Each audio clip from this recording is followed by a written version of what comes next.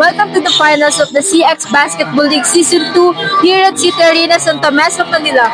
Joining me here is the best player of the game who finished with 23 points, 21 rebounds, 4 assists, and 5 steals. From Team Converge, Mr. Christian Hudao. First of all, sir, congratulations. Thank you. Tell us kung paano kayo nag-prepare for today's game and ano yung naging mindset nyo coming into these finals.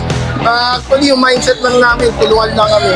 May mga mainit yung ulo katulad ko, pero for the team naman yun. So, trabaho lang kami kahit yung iba malas. Basta yung iba naman mag-step up, babawi. So, yung malas na isa na yun, alam namin sa dulo, mag-step up din yun. So, yun yung ano namin, teamwork lang talaga. Can you share us kung anong game plan nyo different with this finals compare sa previous games nyo this season, lalo na sa crucial moments ng game and para ma-secure ang win? Actually, ako lang, parehas pa rin.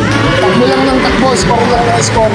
Tapos kung sino yung pinakaswerte sa bola, pasa yung bola para siya yung kumana. Ganun lang tayo, basta score lang. Rebound, score, takbo, yun lang. Yung strategy yan. Also, we would like to know kung sino yung inspirasyon mo tuwing naglalaro ka. Siyempre, first of all, si Lord. Lord, tingin sa panalo. Then, yung sa family ko sa Dubai, ingat kayo lagi dyan. Tsaka yung family ko sa Iloilo, sa asawa ko. Tsaka sa nanay ng asawa ko, pagaling naman. Lastly, any message or shout out to all your supporters throughout the season? Shoutout kay Lord, thank you Lord. Shoutout sa team ko.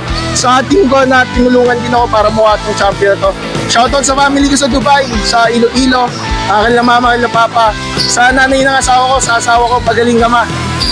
Then sa mga trabaho ko, kilala nyo sino kayo sa PBD. Thank you, champion. Thank you, Converge. Once again, congratulations to Team Converge and to our best player of the game, Mr. Christian Hudao. For more Thank you. details and updates, don't forget to like and follow our Facebook page, CX Basketball League. This has been the Season 2 of the CX Basketball League. Thank you. Thank you.